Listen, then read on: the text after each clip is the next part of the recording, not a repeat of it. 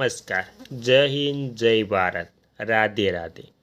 આજે આપણે વાત કરવાના છીએ કે 2005 પછીના વિધવા બહેનોને મળશે સહાયમાં વધારો. તો ગુજરાત સરકાર દ્વારા વિધવા બહેનોના આર્થિક અને સામાજિક કલ્યાણ માટે ગંગા સ્વરૂપા આર્થિક સહાય યોજના અમલમાં છે. વર્ષ 2005 પછીના સમયગાળામાં આ યોજના હેઠળ મળતી સહાયમાં તબક્કાવાર વધારો કરીને પ્રત્યેક પાત્રતા ધરાવતી વિધવા બહેનોને દર મહિને ₹1250ની સીધી આર્થિક સહાય ડીબીટી આપવામાં આવે છે. તેમાં વિધવા બહેનોની સામાજિક આર્થિક સ્થિતિ અને સરકારની જવાબદારી કોઈ પણ સ્ત્રી માટે પતિના અકાળે અવસાન થવું એ માત્ર માનસિક આઘાત નથી, પરંતુ તેના અને તેના પરિવારના ભરણ પોષણ માટેના આર્થિક આધારનો અંત પણ છે. ભારતીય સમાજમાં ખાસ કરીને ગ્રામીણ વિસ્તારોમાં વિધવા બહેનોને સામાજિક પડકારો અને આર્થિક મુશ્કેલીઓનો સામનો કરવો પડે છે.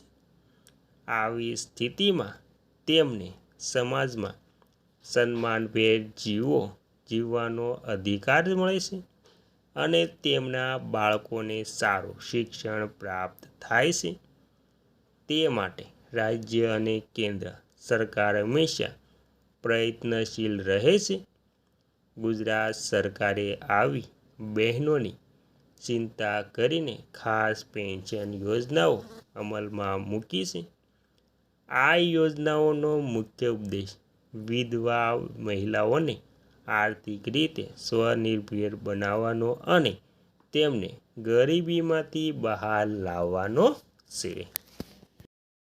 ત્યારબાદ વિધવા સહાય યોજનાથી ગંગા સ્વરૂપા યોજના સુધીનો પ્રવાસ. મૂળ વિધવા સહાય યોજના તરીકે ઓળખાતી આ યોજનાઓમાં શરૂઆતના વર્ષોમાં માસિક સહાય ખૂબ જ મર્યાદિત હતી.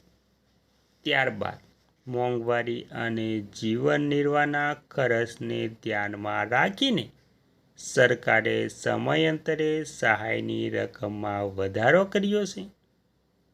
સમાજમાં વિધવા બહેનોને માન સન્માન મળે અને શબ્દની નકારાત્મક દૂર થાય તે હેતુથી ગુજરાત સરકારે આ યોજનાનું નામ બદલીને ગંગા સ્વરૂપા આર્થિક સહાય યોજના રાખ્યું છે. સહાયની રકમમાં ઐતિહાસિક વધારો વર્ષ 2005 અને ત્યારબાદના દાયકાઓમાં રાજ્ય સરકારે બજેટમાં સતત વધારો કર્યો છે. શરૂઆતમાં આ સહાયની રકમ માત્ર ₹500થી ₹700 આસપાસ હતી. વર્ષ 2019માં ગુજરાત સરકારે તેમાં મોટો વધારો કરીને પેન્શનની રકમ ₹1000થી વધારીને ₹1250 પ્રતિ માસ કરી દીધી. તાજેતરના વર્ષોમાં પણ આ રકમ યથાવત છે અને બજેટ ફાળવણીમાં કરોડો રૂપિયાનો વધારો કરવામાં આવ્યો છે. ત્યારબાદ ગંગા સ્વરૂપા યોજનાની મુખ્ય વિશેષતાઓ અને લાભો. આ યોજના માત્ર પેન્શન આપવા પૂરતી સીમિત નથી, પરંતુ તેમાં મહિલાઓના સર્વાંગી વિકાસ માટેના અનેક પાસાઓ આવરી લેવામાં આવ્યા છે. પહેલું, માસિક આર્થિક સહાય. દરેક પાત્રતા ધરાવતી લાભાર્થીઓ બહેનોને દર મહિને ₹1250ની સહાય ચૂકવવામાં આવે છે. આ રકમ સીધી જ લાભાર્થીઓના બેંક ખાતામાં અથવા તો પોસ્ટ ઓફિસના ખાતામાં ડાયરેક્ટ બેનિફિટ ટ્રાન્સફર દ્વારા જમા થાય છે, જેથી વચેટિયાઓનો કોઈ અવકાશ રહેતો નથી. ઉંમરની મર્યાદાની વાત કરીએ તો છૂટછાટ અગાઉના નિયમો અનુસાર વિધવા બહેનોનો પુત્ર 21 વર્ષની ઉંમરે પહોંચે એટલે સહાય બંધ કરી દેવામાં આવતી હતી. પરંતુ સરકારે આ નિયમમાં મોટો સુધારો કર્યો છે.